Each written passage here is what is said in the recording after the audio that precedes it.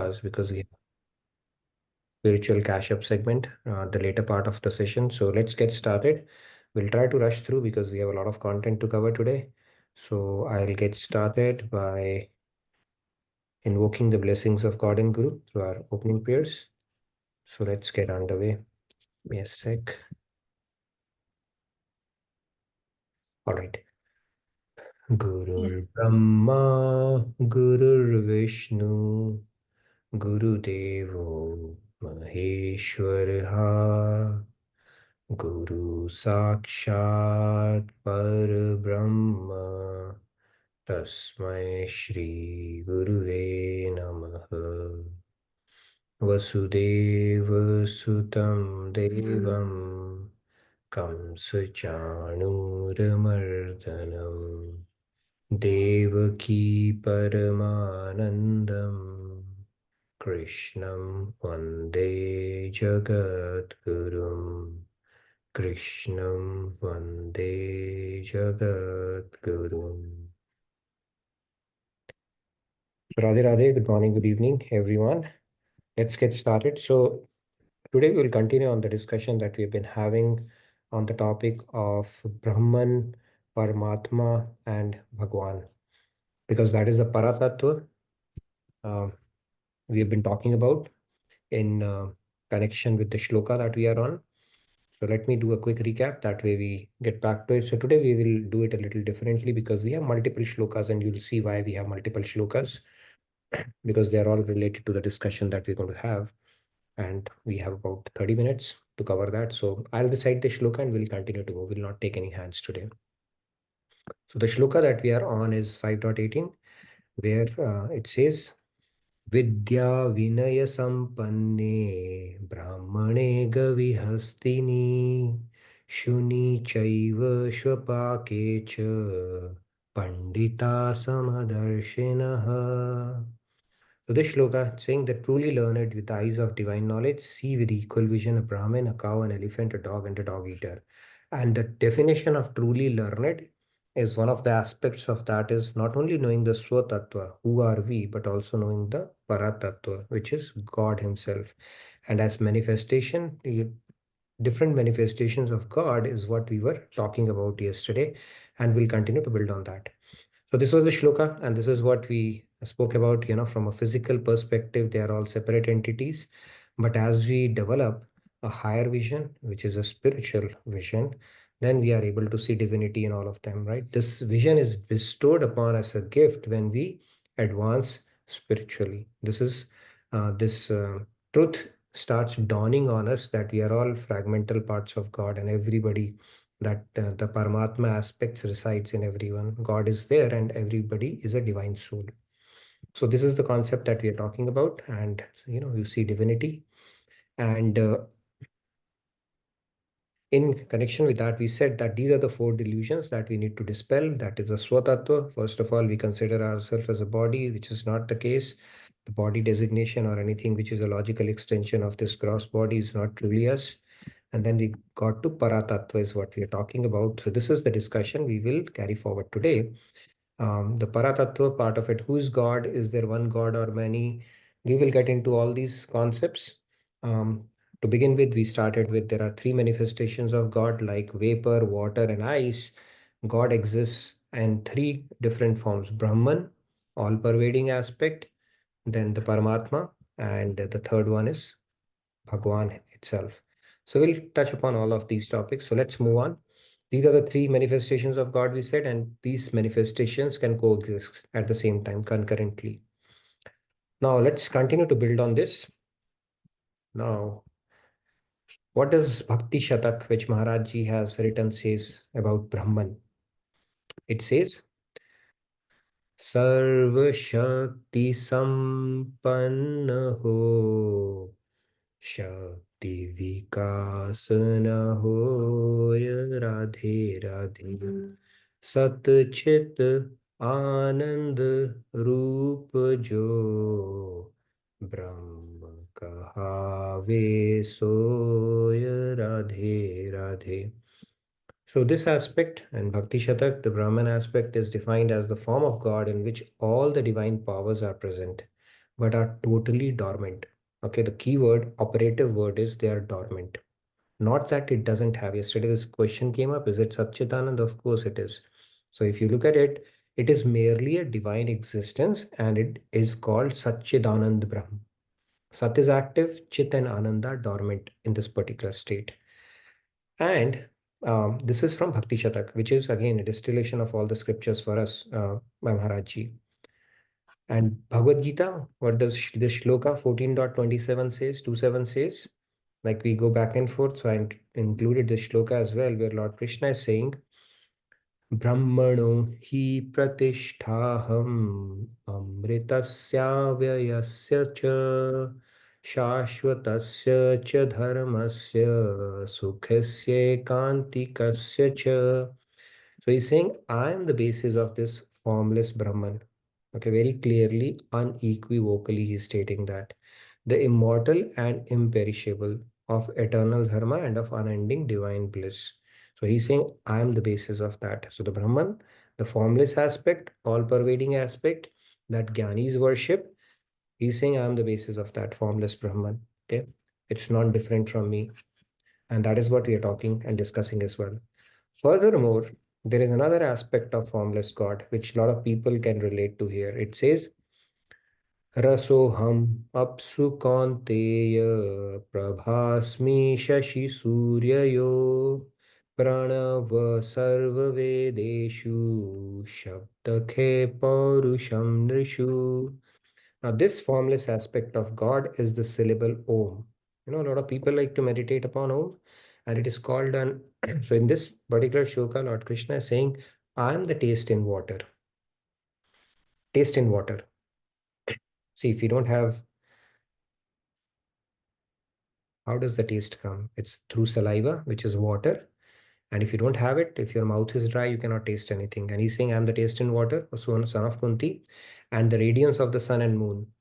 And then he goes on to say, I am the sacred syllable Om in the Vedic mantras. I am the sound in ether and the ability in humans.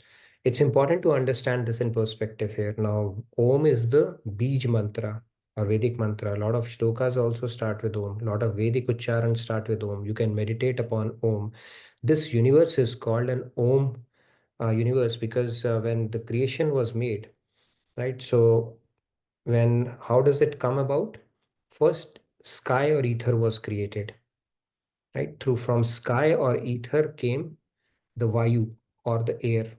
It is a compression of that. God has that technology. We don't have it. Okay, you cannot do it in lab. You take sky and make air out of it. You cannot do that. But this is how the sequence unfolded. From air, you compress it further, you can form water. Okay. You compress it further, from water, you can form fire. No, that's the other way around. Sorry. From air, you make fire. And then from fire, water, and from water, soil. These are the Panch Mahabhuta.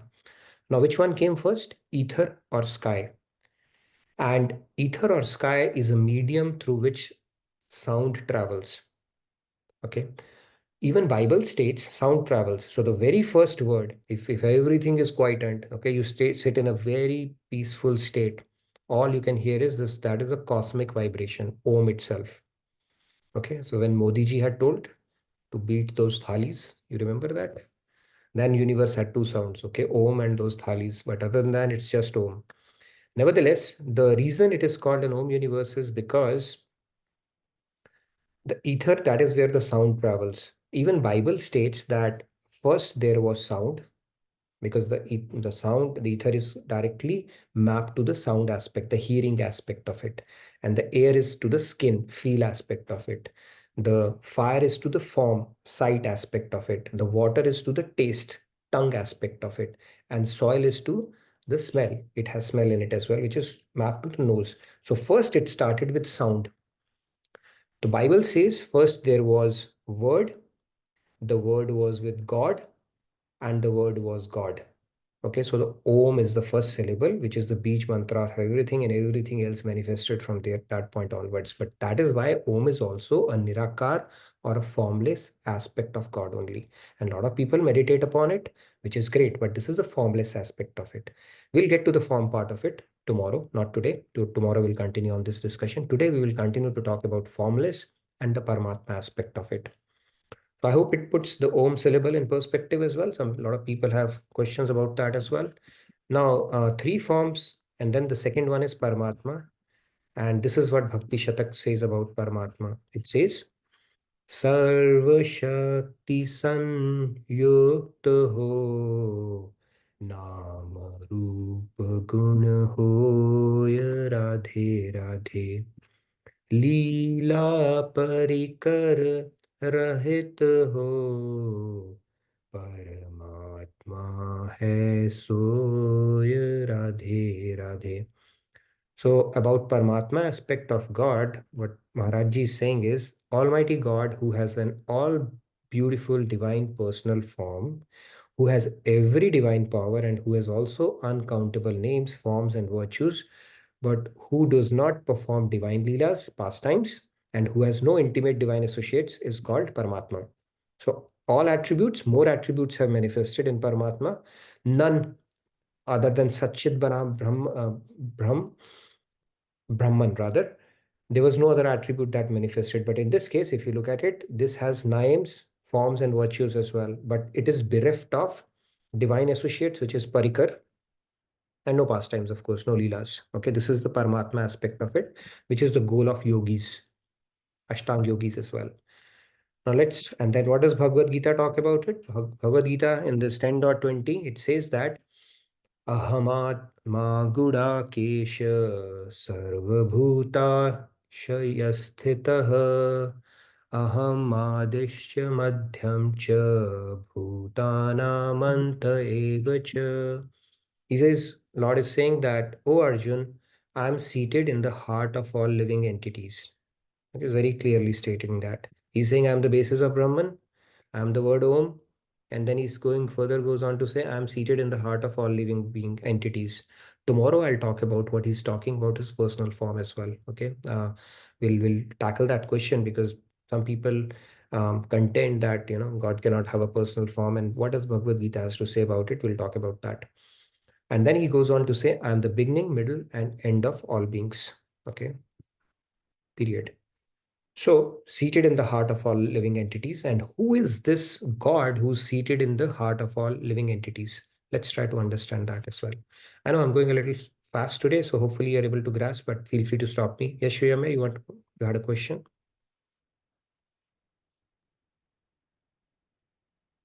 Please go ahead. Radhe Radhe. Radhe, Radhe. Right. The Paramatma aspect, I had one question. I read it before also, but still I have the question. So Paramatma is the form of the God within our soul. That's the soul within the soul, right? But in Maharajji's shlok, he said Paramatma has a form. But soul within a soul, I know God has a form, but as a Bhagavan, as the complete, as Krishna, but as Paramatma, how does he have a form inside the soul? I didn't understand. It's his aspect only. Let me try to explain. Maybe this would make sense. So this is, you see the Vishnu is breathing and then universes are manifesting. So let's understand the overall system, how it manifests. Okay. And where does Paramatma fit in this whole scheme of things? Okay. I'll try to explain that and hopefully that answers, not completely. I know there might be some open ends, but let's go through this next slide and then see if it answers part of that question or not. Okay. Now here is Krishna, who's also called Pratham or Param Purush. Okay, not Pratham, but Param Purush. He is the Purush. Okay. Then through Krishna comes Karno Dakshai Vishnu, which is called Mahavishnu as well, who's the governor of all the universes. Okay, he's the supreme. So if you see the one who's on the right hand side, Mahavishnu, and with his every breath, so many universes are emanating from, every pore of his being. One breath of Mahavishnu is equal to 100 years of Vishnu, Brahmaji, and one day of Brahma is, okay, those calculations, one Chaturyug, okay, and okay, if I get to 1,000 Chaturyugs, and what is a Chaturyug? Chaturyug is like Kalyug, Dwapar, Treta, and Satyug, which is 4.32 billion years. And then 100 years of that Brahmaji, whose one day is equal to 1,000 Chaturyugs, is and 100 years of that Brahmaji is one breath of Vishnu. Mahavishnu, okay, that breath that will take your breath away. Nevertheless, it's not a point of getting into those calculations, but Mahavishnu is one through whom all the universes are emanating. Okay, so he is the president of material universe, also called Pratham Purush. Krishna says, it's like the CEO of the company. I'm going to play golf. You guys go and figure it out, okay, what's going to happen in the company. So he's sitting and playing flute and doing premdan, and then he is designated the CEO of this universe as Mahavishnu. Yeah, you go, you dream, you whatever you want to do, just go on this whole thing. And he's the Pratham Purush. Through him comes Garbhodakshay Vishnu, which is called the Dvitiya Purush. Through Garbhodakshay Vishnu comes Brahmaji, which is who's also called secondary creator. And through the Dvitiya Purush, these are all planary expansions. Let's not think that they are any different. They are only planary expansions of the Param Purush itself. Comes Kshirodakshay Vishnu, who's a maintainer or the Tritiya Purush. Now, this Tritiya Purush or the maintainer is the Paramatma aspect, which is seated within us as well. Okay, so he is pervaded in all the souls and notes down their karma. So that is his impersonal form, which is residing within our soul. Actually, his form is this one. Okay, what is his chosen form? This is his chosen form. The one you see on the Kshir Sagar, he's just how many hands? Four-armed form, and Lakshmi ji is pressing his feet. That is his chosen form. And now Kshir Sagar is the ocean of milk. How many cows did it take God to create that ocean? Of course, nothing, right? He doesn't need so many cows to be milked. He can create an ocean. There are ocean of oil. There's an ocean of water like we see. And then there's an ocean of milk. That is where the Kshir Sagar is. Its location is also given in our Bhagavatam scripture. This is Kshirodakshay Vishnu, who's a Tritiya Purush, and this is his chosen form. Right? If you look at the Narayan form, this is Kshirodakshay Vishnu, his personal form, the Paramatma that we are talking about. Now, his impersonal form is how he resides in the soul, but this is his chosen or the personal form of our Kshirodakshay Vishnu. The only question that is open-ended right now, which I think we spoke about it a little bit yesterday, is that when an Ashtanga yogi is in a samadhi, they are meditating upon they are meditating upon super soul.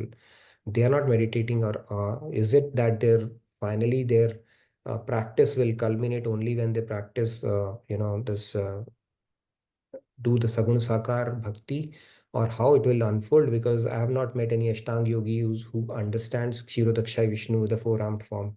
Okay, they talk about impersonal Brahman only, who's seated within.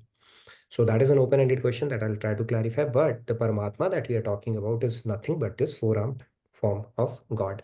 And there's a beautiful story that, once Lakshmi ji was pressing Narayan's feet, and he said, "You are always lying down." So he said, "You know what? My job is very, what you call, I have to do a lot of work because I have to maintain this universe. So you thinking I'm sleeping, but I have to take care of a lot of work. And, right from an ant to an elephant, I have to take care of their maintenance." That's what he does. So Lakshmi said, let me test it out. If you genuinely kind of in the Leelas, they do that because you're a protector. So let me test out how do you protect that. So what she does is there's an ant which was moving. So she puts a lid on that ant and sees, okay, let me see how the ant gets protected. And then after, when Vishnu is sleeping peacefully, and after a few days, she comes back to check out on the ant, and she opens the lid and sees the ant is subsisting. It's still alive. And she was wondering, how will she get the food? Vishnu said that, he's maintaining the universe. So how would he take care of this ant, which is inside that box? And who will take care of it? Apparently, this ant inside the jar was gorging on a grain of rice. And that grain of rice, where did it come from? So when Lakshmi had put the lid, the grain of rice from her tilak had fallen down into that jar. Okay, this is how amazing ways of God are if he has to maintain something, right? So this is how he maintains that. And even there is a saying, right? Rakhe Krishna mare koi, mare Krishna rakhe kon.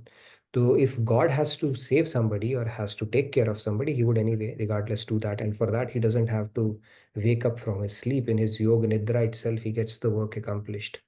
There's another story of the soldier who was, from a battle. He was running away from the opposition army, and until he was cornered, and then he somehow found his way into a mountain, and he found a cave and got inside the cave. Okay, so it was just a matter of time before these people would have found him in that cave. So they were following him. But then on that cave, what happened is there was he started praying to God. God save me. Okay, this is he really started praying to God that can you please save me, and all the prayers he started letting out, and then came a spider. And what can a spider do? It started weaving a web around that cave. Okay, and he was like, okay, what can the spider do? And he started smiling to himself that he's done with. And he said, God, I mean, I asked you for help, and this is all you could do in this hour of peril for me.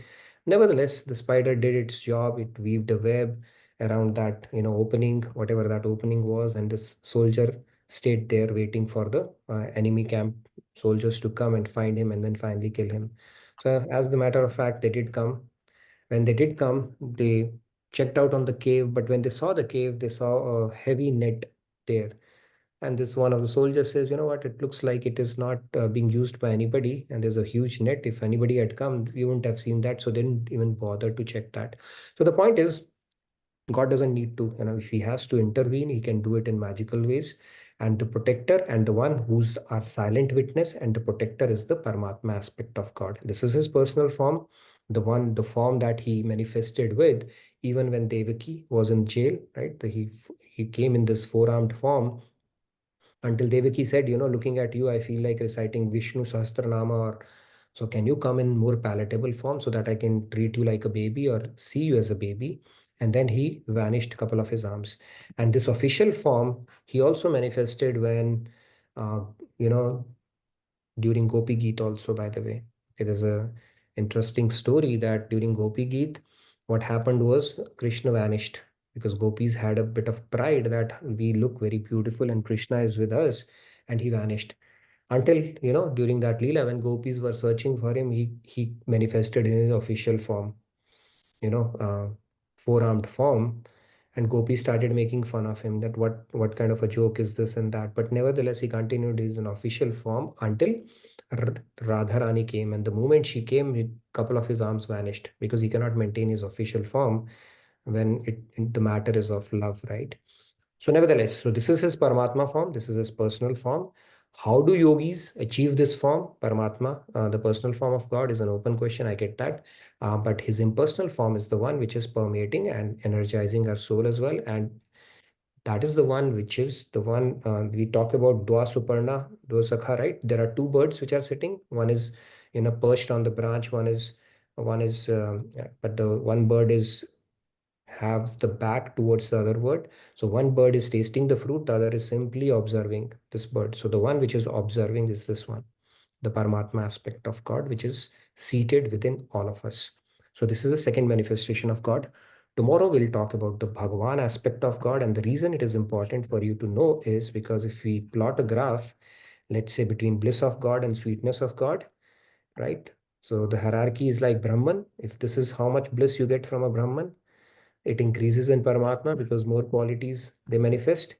And then in Bhagwan, it is the highest. And within Bhagwan also, different forms give you different kind of rasas. And that is what we are going to talk about in next couple of sessions in more detail. Any questions? Because, okay, we have time. Now we can Yeah, take. I see a couple of hand raised, Nitinji. This a very Sure. interesting topic today. Mhm. Rahulji, Radhe I Radhe. covered a lot. Today I was like on Yes, a jet set speed. So, yes. Please go ahead, Rahulji. yes, Radhe Yeah, Rahul. Radhe. Radhe Radhe. Neha Mhm. ji has commented in the chat that it is said that Parikshit saw Paramatma while in the womb of his mother and when Ashwatthama released Brahmastra to kill him. Also, Narad ji saw Paramatma in his heart when he first meditated. So there are instances where great people or Mahapurush saw four-handed Paramatma form of Mahavishnu. Good point. Glad you brought Yeah. that point. Yeah. Yeah. My only question right now, like Ravi spoke about it yesterday, and I was wondering about it, is that at least I haven't come across any of the people who are doing yogic practices talking about the form of God.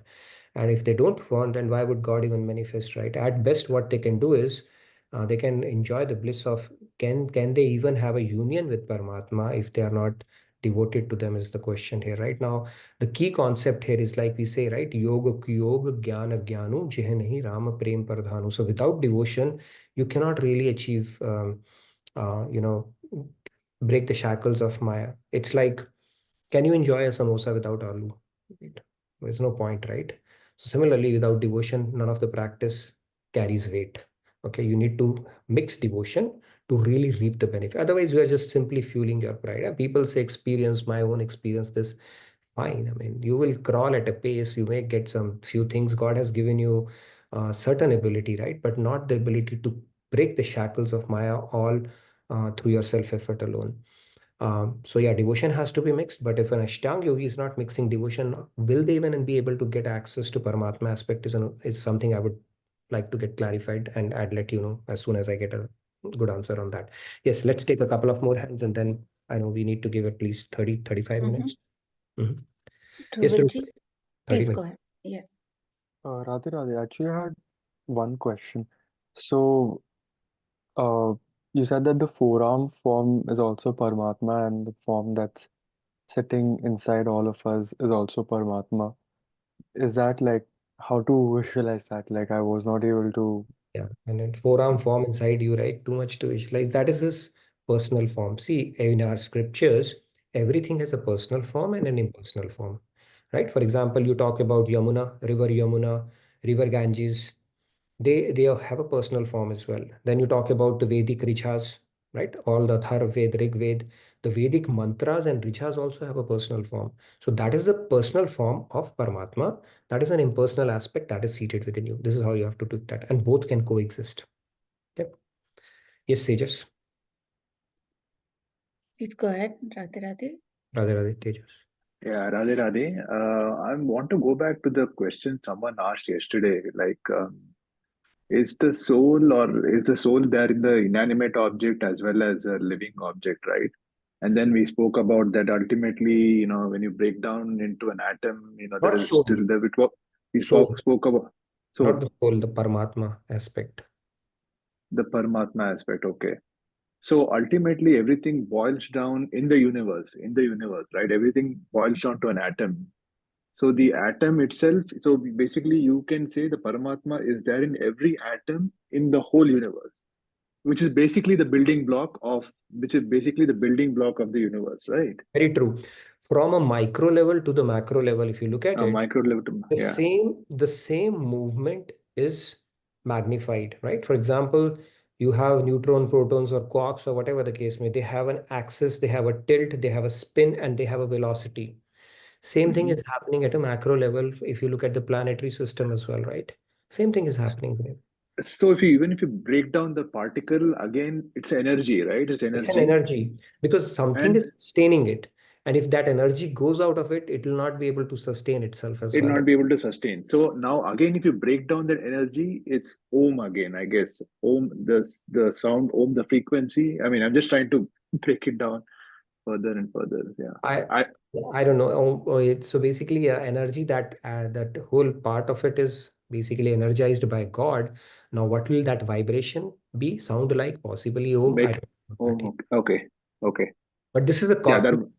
Om cosmos, basically, our universe is called that because that is the sound. When your mind is completely calmed, you can actually tap into that sound because that is how the mm, universe is vibrating as well. Yeah.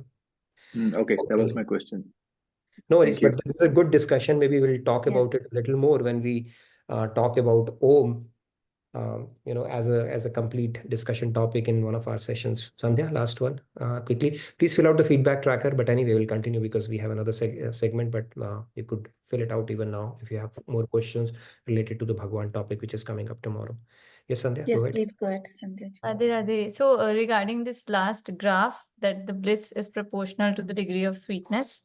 So, again, this applies to both. Like, bliss for us is also will increase, and bliss for God will also increase. Yes, so that hierarchy is always maintained. God is called the supreme enjoyer. So if you enjoy, not the enjoyment of intoxicants, but if you truly enjoy, he ends up relishing that bliss as well.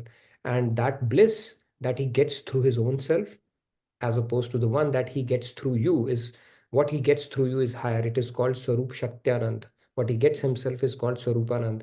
And because Shaktianand is higher than Swarupanand, when you give him the highest level of bliss, it's like somebody makes you happy. If your kid makes you happy, you embrace him.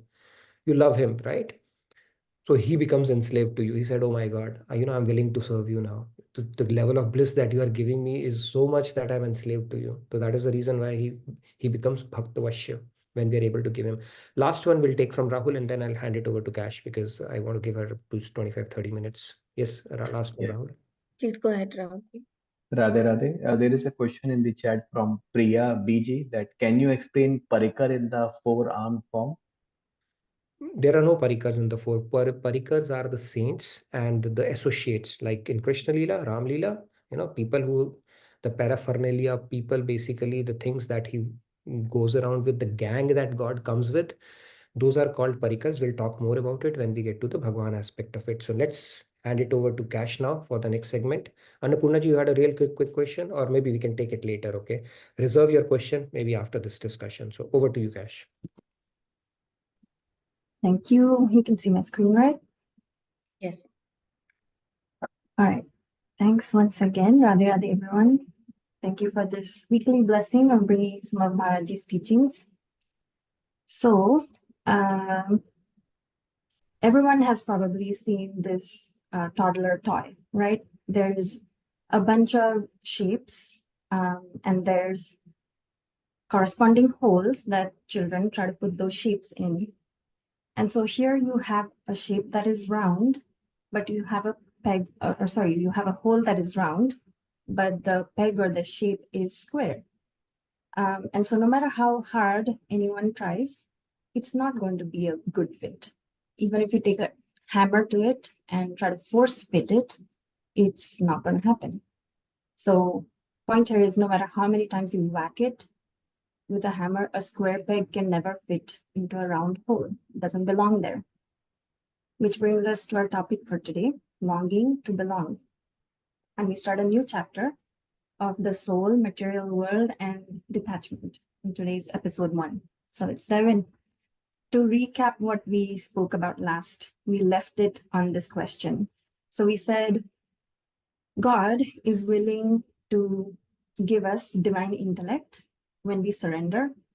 And once we finish that journey, what we end up getting is permanent, perfect, unlimited happiness. In other words, divine bliss, right? And we said what we have is comparatively so little compared to what we can get. And even then, why is surrender so hard for us?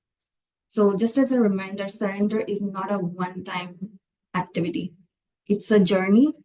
It is a set of self-effort, actionable things we can all do, and we put that, the whole surrender self-effort chart together. So those are a set of things, states of being we can practice, right? For example, desiring according to God's desire, or accepting unfavorable results with prasad buddhi, or doing our sadhanas. So many things we talked about as part of surrender. Ultimately, it is all towards one thing, which is to say, I remove the I from this equation, and everything I have, I offer to God. That's really what we're talking about with surrender, right? And we know if we work towards all those things, we end up getting this divine bliss, and yet we're saying it's hard for us to do. So we'll dig into that today. So let's look at this endless loop of lifetimes that we're sunk in. So we know that our mind and intellect is attached to the material world, and it always has been since infinite lifetimes. Hence why we're all still here. So what we do is our mind and intellect searches for that peace or that happiness in the material world, because that's where we are. Then if we ask ourselves our question, am I living happily ever after? And this ever after is crucial here, because we all get happy from time to time, right? But then we figure that happiness diminishes, or it goes away altogether, and then we have to search for it again. So the key is it's not lasting, and that's what we're all looking for. So if we ask ourselves that question, am I living happily ever after? Some of us may say, no, nothing goes my way. And if we look at it from an all-encompassing view, we can say life just sucks. And so if it does, you go back to square one and you go back to searching. Where can I find happiness next? I tried over here and I didn't find it, so I'm going to try over here. On the other hand, some of us might actually say, yes, I am living happily ever after because I found the job or the person or the home of my dreams. And you know what? My life rocks. Some of us may say that. But then we all know how this works, right? Sooner or later, what happens? Maya Devi's chapter, right? And even if you have said, yes, I really thought I was happy. But then we'll be like, actually, never mind. I got to go back to square one again. So this is the endless loop that we've been in for lifetimes and lifetimes until all of us here, at the very least, we have received this tremendous causeless grace. And our scriptures and gurus have told us lasting happiness cannot be found in the material world. And so now you're wondering what this donkey is doing here, right? So this is an animal that features very prominently in Maharaji's videos, because when he has something to really drill into our heads, he says, Gadhe ki akal se samjho. And this is something we've not been able to understand for God knows how long. So his words just ring in my head when I want to really, really focus on something. So even this donkey is thinking there's no happiness here. So we better try to get with it.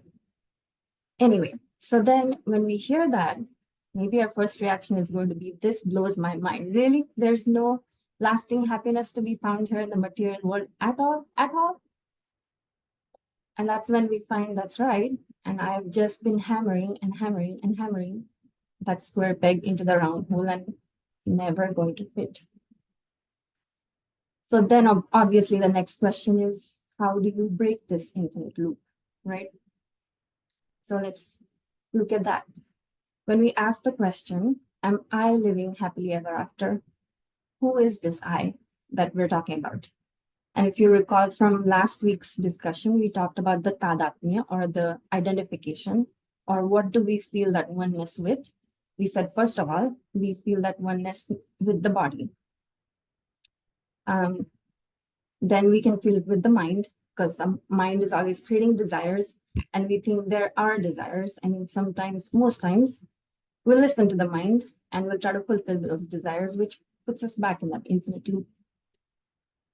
And of course, there's the intellect. Even if your mind is under the control of your intellect, but your intellect doesn't have the right knowledge, all of us, most of us, our intellects are still convinced we can be happy in the material world. And that's why we still keep pursuing it, just in different places. And then we have the soul, right? So all of these entities are somehow involved in this quest for that elusive happiness. And yet, what is not sitting right? Who out of this is not happy? So let's try to look at that a little bit. So have you guys ever had that feeling of being out of place, like you didn't belong somewhere, right? We just call that being out of place. And on the other hand, when you remove yourself from that situation and you put yourself in a more familiar environment, we immediately get that feeling of being at home. I'm sure all of us have felt that in some situation or another, but we'll look at a couple of examples. So let's say you're an introvert and you're stuck in the middle of a crowded conversation or whatever that is, in the middle of a lot of people. You cannot wait to get out of that environment and just be by yourself, right? You can see a couple of introverts nodding. As soon as you escape the crowd and you get into a space by yourself, then you heave a sigh of relief and you're like, okay, I'm good now. Similarly, if you're in a foreign country with an unfamiliar language and you're struggling to find your way, but then you bump into some people from back home and they can help you out, and you get to talk to someone in your language. Maybe they feed you some food from back home, and then you don't feel out of place anymore. So point here is we long to be where we belong. right? We want to fit in. And like we said, out of those 4 entities that we just saw, something's not fitting in. So we look at what that is. So we said, I'm sure everyone agrees, and our gurus have logically told us that we have been chasing one thing, that is everlasting peace and happiness. No matter what it is you're doing, when you look at the root of it, all of us are after happiness. So let's say the gray area represents the material nature, right? And the yellow area represents divine nature. So we know the body is of material nature. We also know that the mind and intellect is material. And of course, God is divine. Guess what else is divine? It's the soul. So the mind and intellect, they're convinced that happiness lies in the material world because they are made of that nature, and that's where we've been for countless lifetimes. But here the happiness, like we just saw, is temporary, it's imperfect, and it's limited. And the soul is not happy with this kind of material happiness because it doesn't belong. This bliss is permanent, perfect, and unlimited. And that is what it's craving. And it's because the soul is a fragment of that divine energy, and only divine bliss can satiate it. So this goes to our principle of, like attracts like. Right? So out of the 4 entities, it's a soul that doesn't belong in the material realm, and it's dying to go where it does. It's time to go back home. So how do you resolve this deadlock? How does it get out of material nature? So Maharaji has again put all of this in perspective. On the one hand, you have the body. On the other hand, you have the soul. What the body needs, it will get from the world, right? That's why we are here on planet Earth in material nature. What the soul needs, it will get from God. It's not going to get what nourishment it needs from here. So if we're saying, okay, I'm going to follow Guru's teachings, the world has nothing to offer to me, so I'm going to forsake the world, that won't work because we'll be deprived of a body. And without the body, we cannot sustain ourselves. On the other hand, if we say, this is too difficult, reaching God is too difficult, I'll forsake God instead, I'll just be happy in the world. But that means we're depriving ourselves of lasting peace and happiness. And we all know how that's worked out for us all these lifetimes.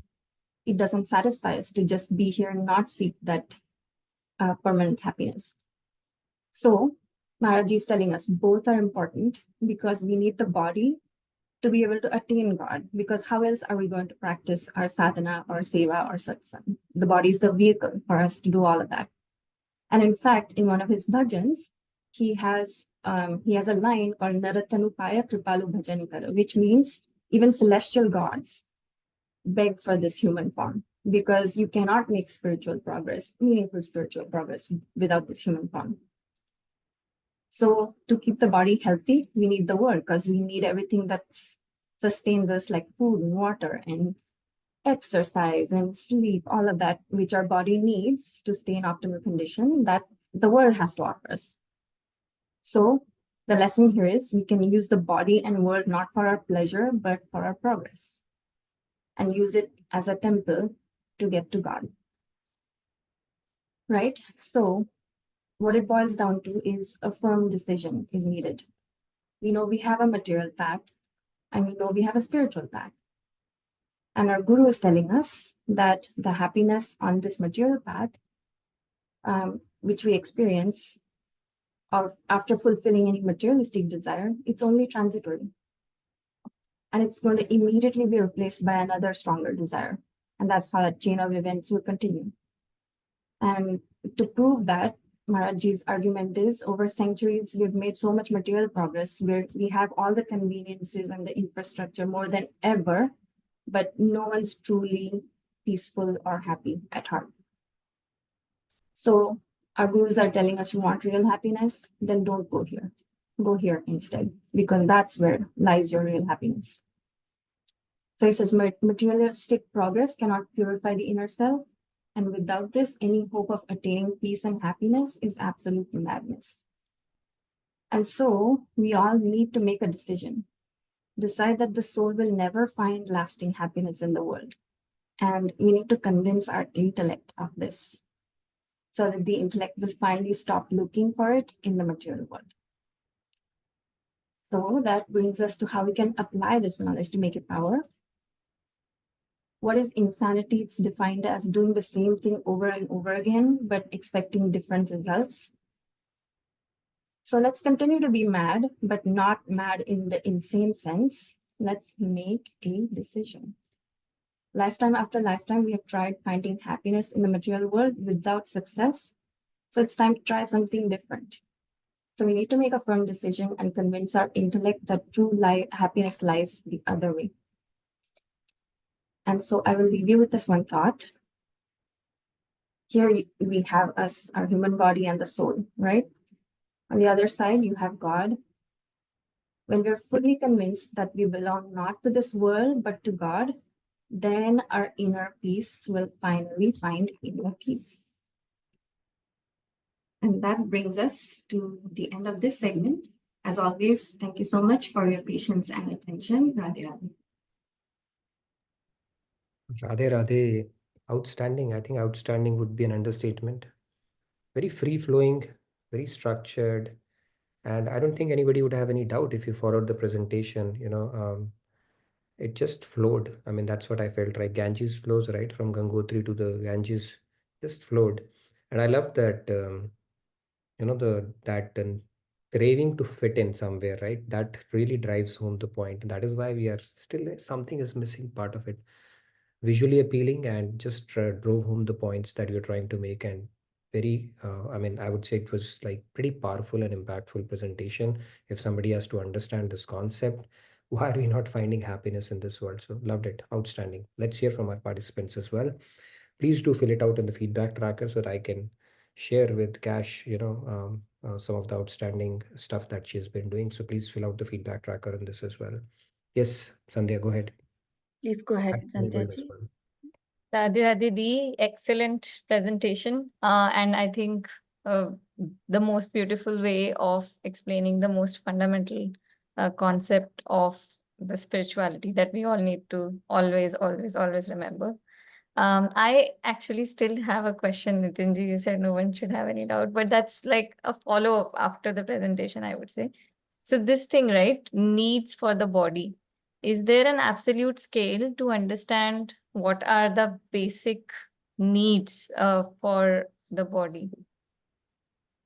The basic needs for body, you can Yeah, go. because that is very subject, becomes subjective from context to context, and that's what people end up defining as, my dharma is different, and my dharma is variable depending upon what stage of life I am in, and so on and so forth. So I just wanted to like get this thought and discussion going. Like, is there an absolute scale to? Actions do that. So the way I look at it is, it's like a vehicle given to you to go from point A to point B. Now, how many bells and whistles you need to add to that vehicle is entirely up to you, or how much do you need to maintain that vehicle, right? So that it is in a functioning state.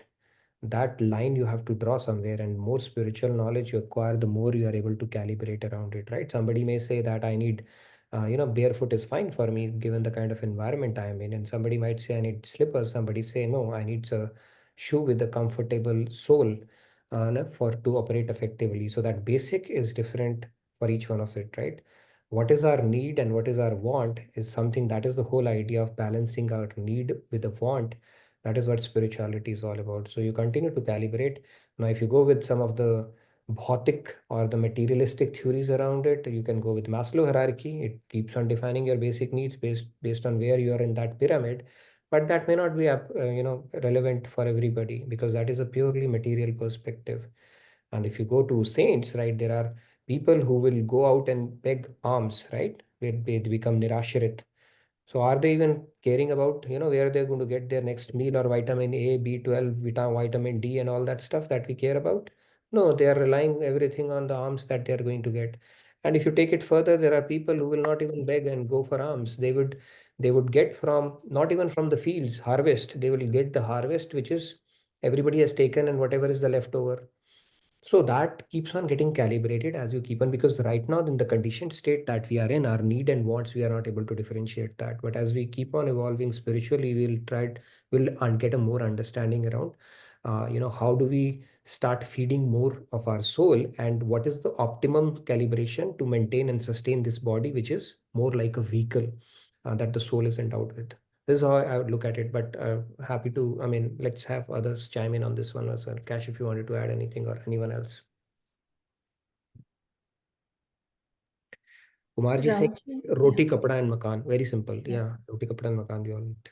No, I think in Yeah, the Kumar. privileged position that we are in, I think anything that just enables us to continue our spiritual progress, that's good enough for the body, right? Yeah. Simple. Yes, Rahul. Please go ahead, Rahulji. Yeah, there are multiple comments in the chat also, and Ajit ji has said that now we have become mad for God. And I wanted to say two lines. Radhe Radhe Govind Radhe, आनंद नहीं है जगत में, गधे को भी बता दे. Radhe Radhe. Yeah, Beautiful. Gadha really drive homes the point. In fact, Maharajji, there's another example he gave of a dog also. You whack a dog and it'll run away, right? But you fondle him again, he'll come wagging his tail, he'll forget the past thing, right? So same thing Maya does to us as well. It serves us the slipper salad. And then when things start getting a little smooth, we forget all that and again get back to the old things, right? The next person will find happiness, the next object, next thing. Yeah. Tejas, please go ahead. Please go ahead, Tejasji. Radhe Radhe. Yeah, Radhe Radhe, wonderful presentation, Kashi. I think you broken down spirituality in very simple terms. It's very easy to follow just by even by looking at the pictures as well, the pictorial representation. So my question was, whenever we chant any mantra, like let's say I'm chanting Gayatri mantra, and I'm using my mind and intellect, and I'm remembering God. So do we get a temporary connection between the soul, which is its happy places with the divine, right? So whenever we chant the mantra, let's say with having your mind and intellect on God as well, does the soul have that connection, like temporary connection, while you're chanting the mantra? You get what I'm saying, right? See, you're running a simulation right now, right, in your head. The actual effects would manifest in due course of time, right? Depending upon what stage of bhakti you are in. So it's like when we were kids, right? We used to play with dolls. We would marry them as well. And then finally we got out of that and truly married, right? So we continue to play with that. So it's more of a simulation that you're running at that point. But yes, as you progress from sadhan bhakti, which is through your intellectual power you're exerting, right? You get into bhav bhakti, then God's power starts getting mixed into that thought as well. And that's when, the real thing will start unfolding as well. So that is also a milestone in bhakti. Coming back to mantra, I think the simple thing is mantra also have some rules and regulations around it, because the swar, the way you're pronouncing it, and up pitches The and up, breath, all that breath. matters. So the simple thing is, why not go for something simple? God's name, when it says God is residing within it, why do we need to go for a sophisticated Vedic mantra? God's name Right. Okay. is very powerful. Just simplify this whole process. There's a Process. story of a asur who wanted to do some mantra to weaken Indra, and Saraswati tricked him, and he ended up strengthening Indra, and he got defeated. There's another one where this Kumbhakaran, he wanted to get Indrasan, and Saraswati sat on his tongue and he said Nidrasan, right? And we know rest is history. So the point is, these mantras can have some regulative principles around it, which might be hard to follow. Simple thing is to go for God's name. It will give you the much more bigger effect, impact. In fact, you can siddh some mantra also. Vedic mantras, you can do siddhi. If you siddh that mantra, you get some powers also. But the idea is in devotion, why to even bother about getting into those complexities, which are fraught with risk, and they're not taking, So simple mantras, God's name itself is good enough in that sense. It's good enough. Okay. Thank you. It's soft on your tongue too. Yeah. Yep. Yes, Thank you, Ajit. Nitinji. Yeah. Ajitji, Radhe Radhe, please go ahead. Radhe, Radhe Radhe. Actually, it's an excellent presentation by Cash, and question raised by Sandhya ji and the previous devotee. definitely, actually, it's not the body and soul is separate. You see, the psychometric disease arise with the psychology. And similarly, you can control your body through your thoughts and willpower by virtue of the fasting for so many days. And so it's not a simple thing. What Nitinji has explained, as if the body is separate.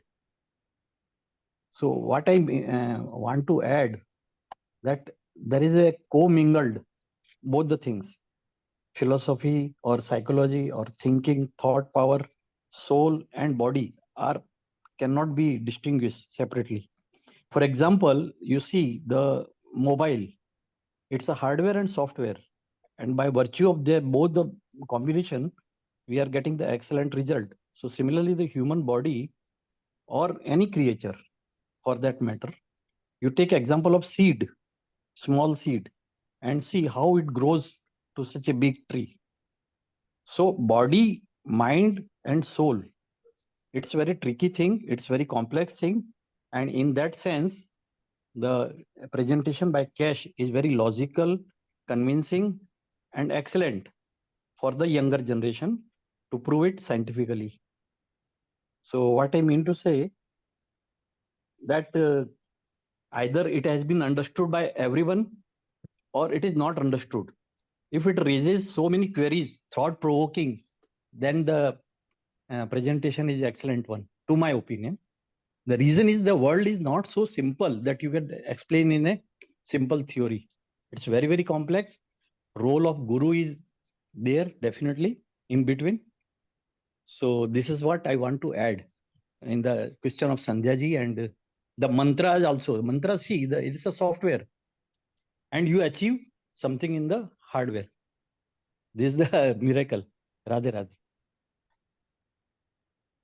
Radhe Radhe Ajit ji, thank you for your insights. I'm glad the presentation from Cash jived and it simplified the concept. But yeah, I mean, if you cannot delve too much into it, we need to distinguish the body from soul, because material science and spiritual science both have their own place. Right? If both were same, then material science should have sufficed. There's a reason we have adhyatmic study or spiritual science that is more for the soul, which is what our true identity is. And when we leave, when we shed this gross body, body is still there. But people say, he left, who left? Body is still there. So as a spiritualist, that is where Sankhya Yoga starts, right? In chapter 2, Lord Krishna, the very fundamental, he explains to Arjuna is that you are soul, you are not this body. So that distinction has to be at the back of our mind, even though that may not be our realization to begin with, because that will drive forward our journey as well. Right? Nitinji, what I wanted to highlight, that Mhm. psychosomatic disease has been the latest and recent invention going Got on in the it. medical science What it for says. cancer and others. By thinking power, how you think, you become. So that is what I want to highlight. So yeah, Radhe now Radhe. we are introducing another aspect, Ajitji, which we have spoken about, which is the mind part of it, which is again explained to us by scriptures, because Vashisht, when Janak had asked him, what is Ram had asked him, what is Vyadhi, he said, it all starts with the thought. So the psychosometry you're talking about, you're bringing in mind. Our scriptures tell us mind is also material. Then you bring in intellect, which is the decision-making ability, right? The tension, the power of thought, right? Everything is again at a gross level, material science level only. Thought, mind, intellect, body, all that is material. Soul is much more deeper and much more subtle. But our scriptures also explain the spiritual anatomy. That means that this mind, even though that mind is material, but the tendencies, they they are carried forward by the soul in form of subtle body. So that subtle body is something that is a baggage for the soul it needs to carry. So it's important for us to understand the anatomy, of human body, not only from a biology standpoint, but from a spiritual standpoint as well, that, there are some subtle elements within this body and there are some gross elements, and there is a clear distinction between the two. And spirituality is all about understanding that distinction and catering to both, because body is the vehicle and soul is the passenger that we need to take home. Like finally we saw that it moved towards it home. That is the whole idea. And nevertheless, we can continue on this discussion. Maybe we can take a couple of more hands, and then time permitting, we can have a bit of chanting as well. Yes, Keshavji, please go ahead. Yes, please go ahead, Keshav. Radhe Radhe. Radhe Radhe. Very deep subject. Awesome presentation. I want to clap and thanks for this presentation. And the beauty of the question by Sandhya is very deep question. You see, it is abhi somebody said about Gada. गधे को समझाना आसान है, लेकिन ये intellectuals को with different philosophies and different theories and different what they call religions, it's impossible to make them understand. Because spirit, Atma, soul, what we call soul, Paramatma and Purushottam, these three, Sat Chidanand. Sat is Purushottam Krishna. Chit, consciousness, is Vishnu. It is in Gita. Anybody can challenge me. I'll go with shlokas. And Atma is the part of Purushottam Krishna, Vishnu. None other than. It is not at all the part of body. Body is materialistic. It is like vastra, kapde. Sharir, vastra rupi sharir hai soul ka. Soul's body is the vastra. वस्त्र कपड़े उनका क्या है? धो दो, गंदे हो जाएंगे, फेंक दो, फट जाएंगे, what's the big deal? But soul is pure like diamond. I mean, in the world, we cannot compare soul with the worldly things. In short, Thank it is you. impossible. Radhe Radhe. Radhe Radhe, Keshavji. Very true, yeah. Soul, yeah. It's important to carry the distinction between body and soul, because that's the very premise of Bhagavad Gita, right? Body is like a worn out cloth, like you said. We can change bodies, but soul is an eternal thing. It keeps on taking on newer and newer clothes, which could be different cross bodies across lifetimes as well. Very nice. Thank you. Pratyusha, go ahead, please. Last one. Yeah, please go ahead, Pratyusha ji. Radhe Radhe. Radhe Radhe everyone. Radhe Radhe sir. So my question is like, imagine a person is using the kitchen stove and is not washing it. So eventually it gets greasy, dirty, and then one day he decides to wash it. So the process is going to take a lot of time, different types of chemicals and things they have to use in order to clean it. So one thing, thank you, Cash, for the great presentation. So coming to the Cash's presentation, where we are saying that the soul is having the material intellect and mind. When does the divinization of the mind and the intellect happens? Is it like, as we do the thing, it is gradually happening, or it happens when the bhakti is at the, at a particular stage? So, no, that's a good question. Right now, what most of the people are doing, that is called a preparatory bhakti, which is called sadhan bhakti, where you are using your own means, which is forcing your mind and intellect to take it to God, because naturally it comes to God, world. It is preoccupied by world, but we force it to go to God, right? Which is called sadhan bhakti. When you continue to do that, I don't know what is the tipping point. When you reach the peak of sadhan bhakti, okay, whatever that peak is, God only knows, because he's seated within, right? Then what happens is you transcend, or you move to the next level, which is called bhav bhakti.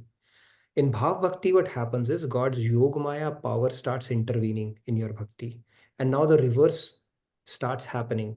What? Your mind will start getting occupied in God. And for you to operate effectively in this world, you will have to step back. That is called bhav bhakti. And the peak of bhav bhakti is called mahabhav bhakti. Now, within sadhan bhakti and bhav bhakti, you have still not attained God. Okay, it's not that after you have reached bhav bhakti, you are a done deal. You can still fall down if you don't stay focused, or you don't have the proper knowledge. But these are the milestones. Maybe I can bring it back to another session. We have spoken about it. Sadhan bhakti, the peak of sadhan bhakti, then you get to bhav bhakti, the peak of bhav bhakti, then you get to mahabhav bhakti, and the different levels within the mahabhav bhakti as well. But the easiest symptom of bhav bhakti is where your mind is absorbed in God. You don't have to put in effort. It's naturally and spontaneously absorbed in God, and you take a step back to operate effectively in this world. It could happen to a lot of people who are lost, right? They are truly mad. You call it mad. it can happen. Saints are like that, right? They are paramhans and they step back just so that they can converse with us and interact with us and operate effectively in this world. So those are the things. Right now, what you are doing is a preparatory called sadhan bhakti. Okay, sir. Thank you, sir. No worries. Thank you. Great discussion. Nitinji, there is a request to share the slide again, especially the one where Garbhu, Dakshai, Vishnu, and Paramatma concepts were shown. Garbho, Dakshai and Paramatma. Okay. This, Yes, I think this one. No, yes, and the previous one might be okay. this one. All right. So you can quickly take this snapshot. Do we have time maybe for a couple of chants today, or we have run out of it? Okay, we'll take one hand maybe, and then we'll wrap it up. I wanted to end it. I know we went over today.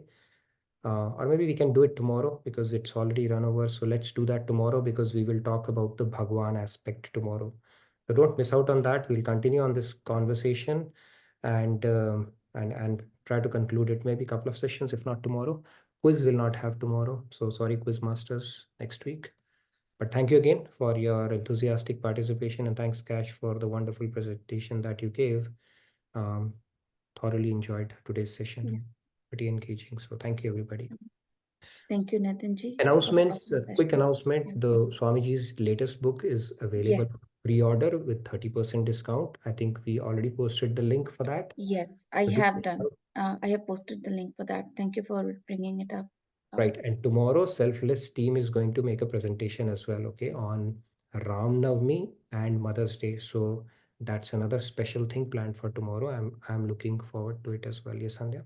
And tomorrow is Sita Navami in reality, and that will be celebrated in the temple. So we will be celebrating Ram Navami as well as Sita Navami. So yeah, whoever can be there at the temple, they should definitely be a part of it. Yeah. And Mother's Day too. Awesome. All right. Thank you, everybody. Radhe Radhe. Good night. Good day. Thank you, everyone. Thank you, Kashji, and thank you, everyone, for your participation. Stay blessed.